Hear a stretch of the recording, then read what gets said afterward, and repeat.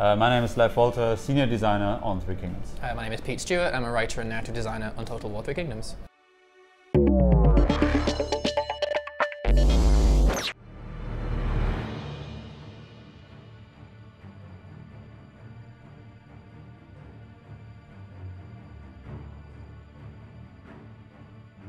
That's really high-level philosophy, obviously, but like the larger theme behind it, which sort of underpins all of those things, is that they're interpreting signs that have happened throughout China, like earthquakes, famines, floods, that kind of thing. And this is what led to the Yellow Turban Rebellion, which is them saying the Han Dynasty has lost its mandate of heaven, lost its right to rule, and so we're going to rise up and overthrow the Han Empire. That doesn't work for them. They try again in about 190, at the same time as Dong Zhuo taking the emperor west to Chang'an.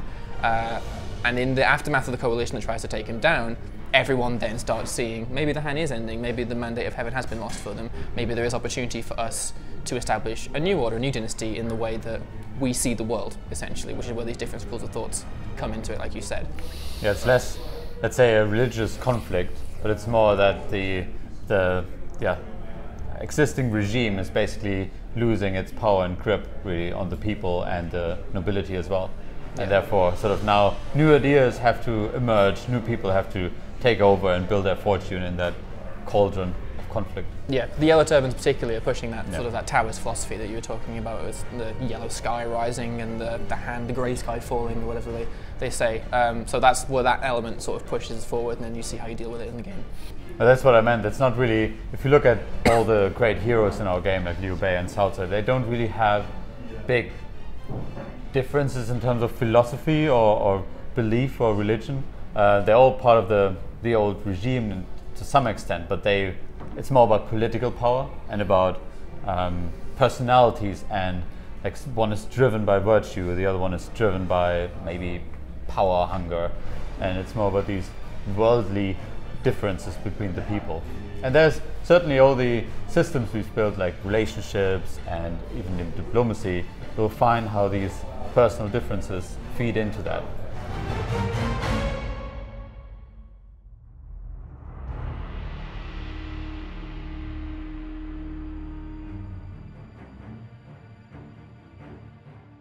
There's sort of two elements to it. We have elements from the romance or from the histories that we know that did occur, and it might be that you play through a campaign and you don't get the specific constellation of circumstances that create that moment. But if you do happen to recreate a moment from the romance, or even from the records, you'll get an event or a dilemma or an incident that pops up that represents that. So it's like a neat little thing to find that you've somehow, just by chance or just by deliberate action, if you really know your history, to make it happen. But another element that we've been talking about today is, rather than recreating exact moments from the histories or from the romance, is creating systems and tools where you can create your own versions of them.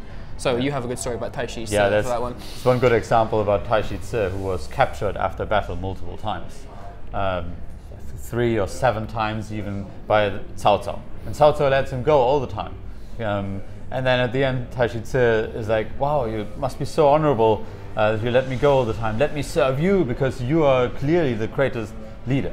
And this was one cool example where we're like, yeah, we need some gameplay mechanic in the game where people can create this or similar stories. Now, maybe not between Taishi Ci and Cao Cao, but between other people where their traits and personalities allow this to emerge.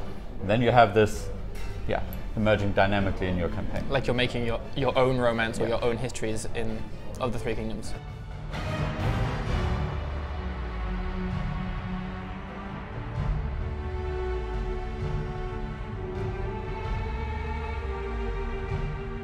We have our own bevy of events, quite a lot of them actually, that sort of trigger as you go through your campaign, that aren't necessarily triggered by specific circumstances, but some of them are and some of them aren't. Some of them just occur as you play. But then the thing that Leif was talking about with Taishi Ci or just people is part of the Guanxi relationship system. It's just post-battle, if you capture a general, you choose what to do with them. If you take them into your service or just keep letting them go, and then you see them again and again and again, you may ultimately get to the point where they're so dissatisfied with their own faction that they think, that guy that keeps letting me go, he seems like a benevolent sort. Maybe I'll give him a try instead.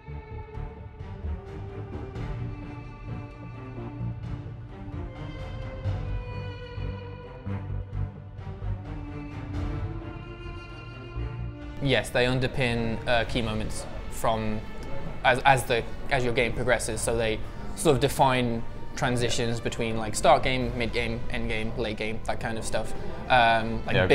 Good example is, even though it's a sandbox, but there will be that pivotal moment where it shifts to the Three Kingdoms period, where you have three emperors now emerged fighting it out together. And once these three emperors are on the map, that's a pivotal moment where one of these cutscenes would play, and sort of to help deliver the story. And you'll know in that moment that the narrative and the game has sort of shifted into that gear.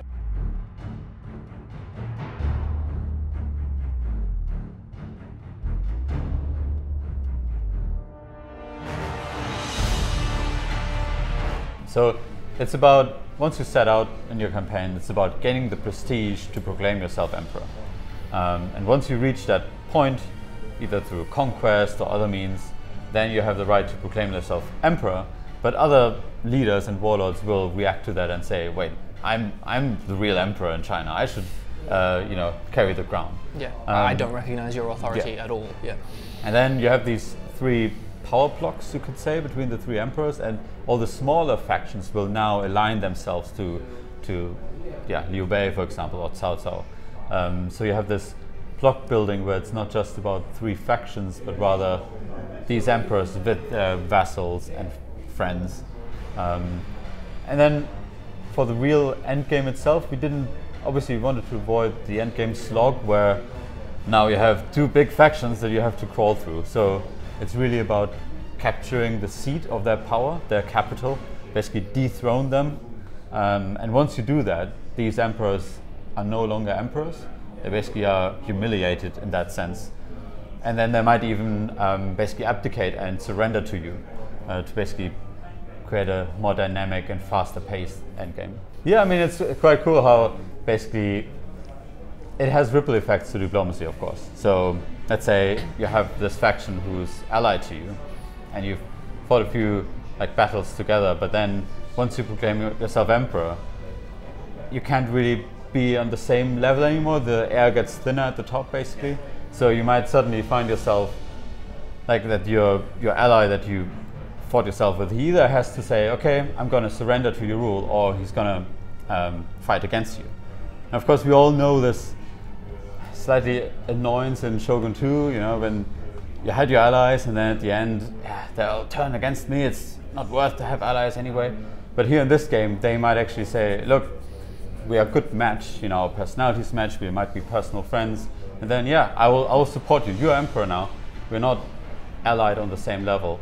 I will submit to you and be your vassal. Yeah, so that's a really cool sort of that you can have these loyal companions. I think that's really nice. Yeah, but also before you suddenly declare yourself as emperor, you have to, it's a big step in terms of the game and everything's going on in diplomacy. So if you have your loyal friends that you've been trading with or been supplying food with and been allies with for a long time, that's great. You can count on their support to come to you. But some of those more tenuous trade routes that you've had for a while that has just been helping you get a bit more money is what's going to happen to them? What's going to happen to these sort of low-level ones when I declare myself emperor? So you have to consider these things and then because you're about to go into two massive wars essentially when you declare yourself emperor almost. So there's overall in the diplomacy system, there's a little bit more direct influence you can have. Like in previous games, sometimes it felt like, okay, these guys hate me and I can't really do anything about it.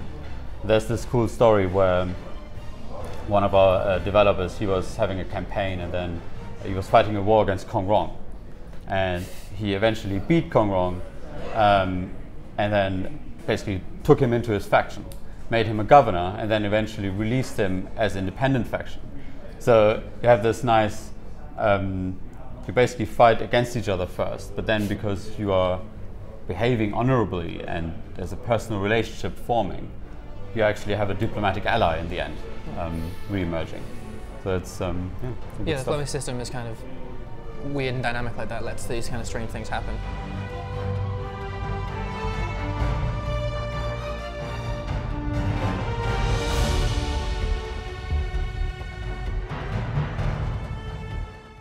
Well, they can declare before you. You can get into a situation where you have three emperors on the map and you are not one of them. So you have to then, dethrone them. And who are you going to support for the time being? You can swear yourself to an emperor for the time being, and then see how you go from there. Yeah, so there's some cool endgame units that basically are unlocked once you are Emperor. You can lose access to these units if you see to be an Emperor, but that's a nice sort of reward. They're quite strong. They look nicely units, armored. Yeah, Imperial Guards basically. Yeah, so there's the nice rewards if you're Emperor. And yeah, you can, in diplomacy, you have then the option to basically take these into your power block. It's a special type of, it's called Heavenly Alliance, basically, where you are then leading them as the clear leader of your power block.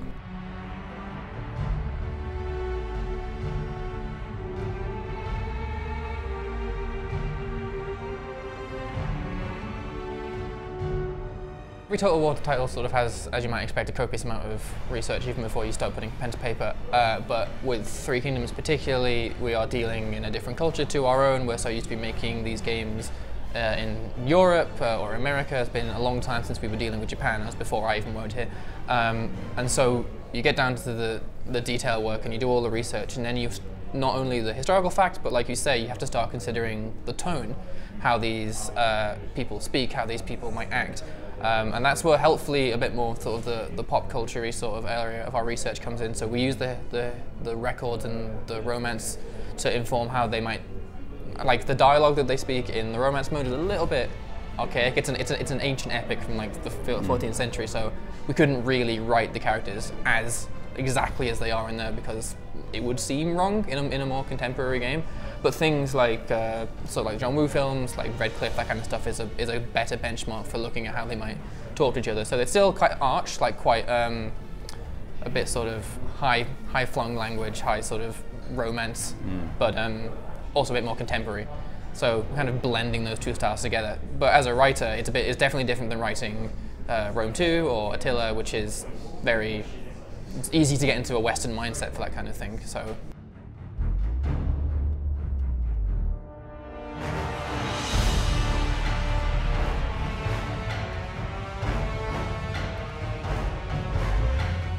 Well, I mean, it's going to be a nice experimentation, I think, for people in custom battle, because you now have essentially two layers to build your armies. One is your army composition of units, but you also have to think about which heroes you bring.